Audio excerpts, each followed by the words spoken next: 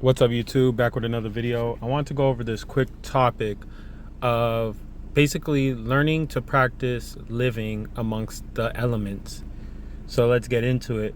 And this is very important because once you start, sorry, I'm outside, so I might get distracted every once in a couple of minutes. So once you start to learn to practice with the elements, you really start to really get the grasp of how everything in this world is already perfectly made for you, right? There's nothing that you really need because nature already provides. And also learning about the elements gives you a fundamental understanding about yourself. And it even gives you a understanding of why you do, possibly the certain things that you do in certain environments, or maybe in certain seasons, right? I think a lot of times we're so not aligned with nature that we come up with these diagnoses of why we possibly feel these ways, why we probably are acting a certain way. And we come up with these diagnoses that have nothing to do with why we're doing the things that we're doing. But if we really tap into, the nature that we're surrounded by, or the season, or, the weather, the time period, like if we tap into these things, we can have basically a better understanding of ourselves. So, even for me, back in the days, I wasn't really too fond of astrology. I didn't know much about astrology. I knew a little bit of things, I thought it was kind of just, like the little things of astrology. Like people always talk about zodiac signs and things like that, but astrology it goes way beyond that. And I didn't look down upon it. It was just that I didn't really see any sense of it, especially how people were using it. But when you start to figure out the fundamentals, or the basics, or I would say the foundation of why things are used, it has a greater purpose inside of your life and a greater meaning.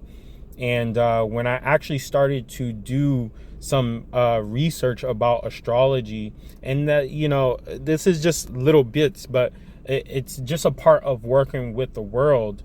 But when I started to really deep dive into astrology, I began to become fascinated how many cultures have, used certain things within the stars or the cosmos or the realms to, get a better grips of, where we are and what we can do to better ourselves as people, humans in this world. And that's what working within the elements does, is that if you can really observe it, you start to really observe within yourself and be okay with why certain things are the way it is. Just for a quick example, I've been practicing with winter. I've been practicing with, hotter temperatures. Right now I'm making this video. It's spring, but it's going to be going into the summertime soon. So I'm dealing with a little bit of the hot weather right now. And I can see the big differences between, working with the elements, and seeing a difference in my my attitude. I can see a difference in my eating patterns. I can see a difference in my characteristics. As people say, winter is the season of death. And when I say death doesn't have to be in this, oh, I'm dying and blah blah blah. It's just a callback of energy to, get rid of the old so you can bring within the new. And our whole body goes through that process. Even right now, like I'm in the heat a lot, my body's sweating. If I rub my skin, I have this excess of dead skin that is like sitting on my, on the surface of my body. Even when you wash your body, you exfoliate, you have that dead skin, right? It's just the top surface, but underneath the surface, you have other layers of skin that is there to come up to the surface. So that's what winter is about, right? It's a callback of your energy from Mother Nature, right? To bring within new form of energy. It's also a way of, I believe, rebuilding a more stronger base, right? So to be able to create a more stronger base, you must release that energy, right? Because energy can only be transferred, right? It can only be moved out. So you're moving out that old energy, that energy that wasn't once what you, that energy that is no longer you. And now, since you're becoming a more stronger being, you're bringing in more stronger energy, right? There has to be a transaction. There has to be a transition, right? So this is a little bit of, things that winter has showed me. And even if you look at winter as a cold element, I just went into a frenzy of like understanding fridges and why fridges become cold. And I didn't know that with fridges, your refrigerator, it's actually not really, so-called generating cold air. What it's really just doing is it's just moving, hotter air out into the atmosphere from the refrigerator. So what's happening is that it's really just manipulating the temperature, right? And then you have your they call it the refrigerant, which is basically a liquid chemical that can turn into gas. And the refrigerator basically manipulates this process of this to basically, I believe, vaporize this liquid or condense it. And they've found a way to manipulate this to basically absorb heat and release it, right? So it's a beautiful thing when you start to deep dive into these different profound elements within nature, because if you see with our bodies also do that same thing that a refrigerator does, right? When heat, I believe, like when heat touches our bodies generate this heat, right? So when the air touches our body, right, it creates a liquid form, which is sweat, which is the form that is going to cool down our body. Now, back in the day,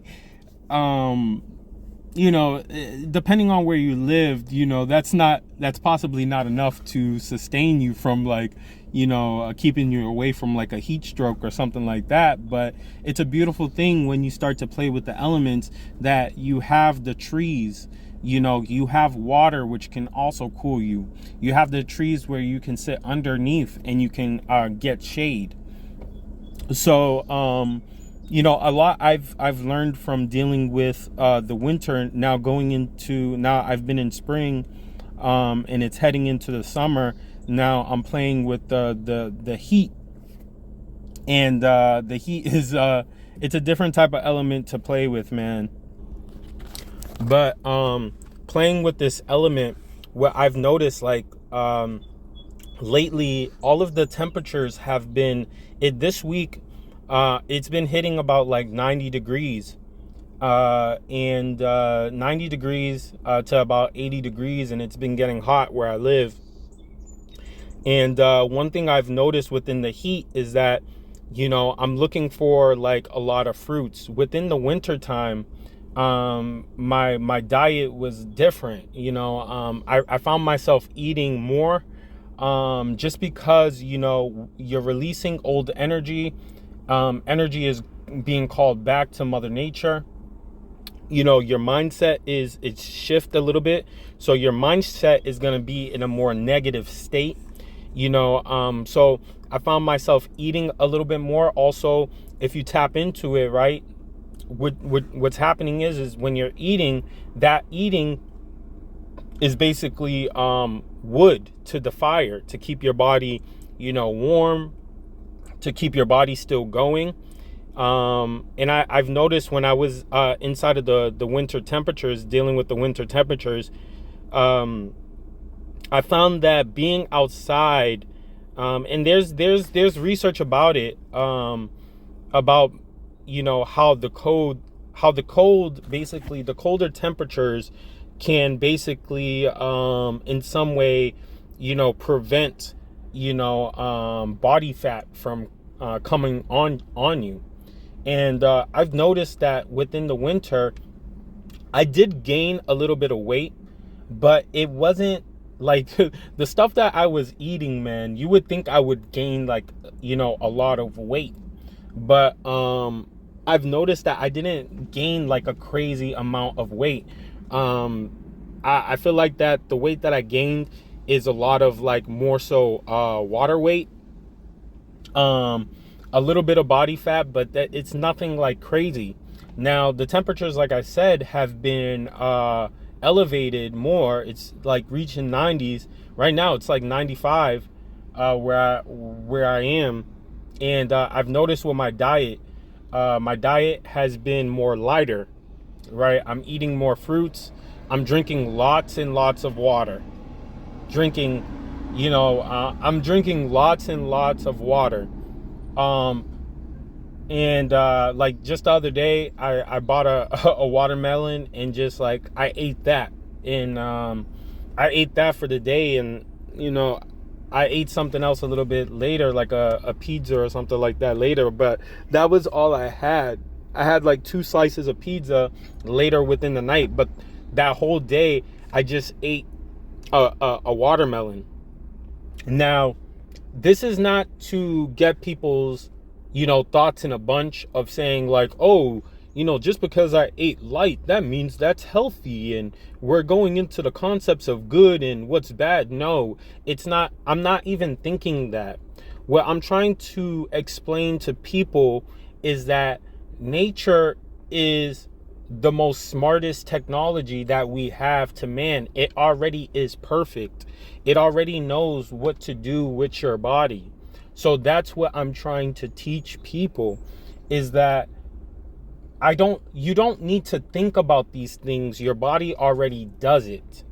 That's the interesting thing. When you become an observer of your life and your body, you will start to understand that your body already does what it needs to do.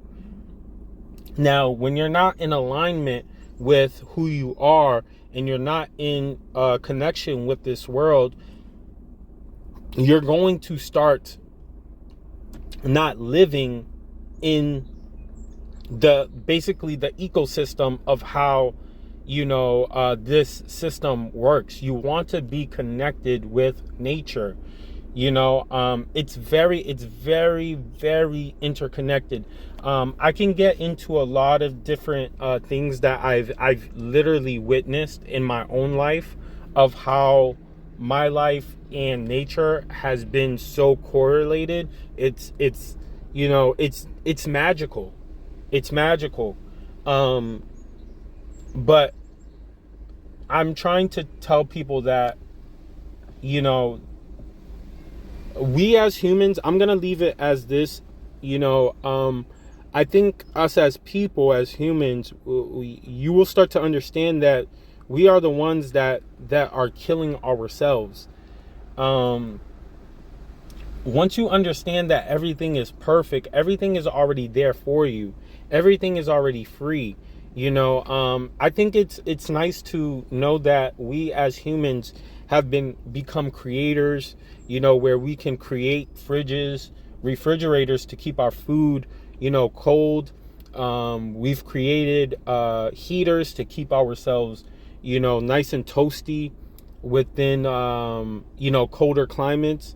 But there are things that we have done within this civilization that is already okay and good, right? If you needed to warm yourself up, all you have to do is simply make a fire. If you need to cool yourself, right? What you simply have to do, is you can either put yourself in some water, you can find shade and allow the trees, to, move itself on you. And I think it's so beautiful that, like, in the wintertime, you see that the leaves are, gone within the trees. But then I think it's so beautiful how, the trees during the springtime, they start to, have the leaves start to grow on the tree, which also helps in the propel of, blowing colder air onto you and into the atmosphere for us to breathe, the beautiful oxygen, right? And I'm looking at the leaves, man. The leaves to me look like hands. You can even use your hands to cool yourself off, right? The leaves have a nice spread out form. The form of a leaf is nice and spread out like a fan, right? You will start to notice that everything that was created has been created from the design of nature, and that's it. But I hope that you guys like this video. I think it's one of my best ones, and because I'm very fond of what is going on. So peace and love.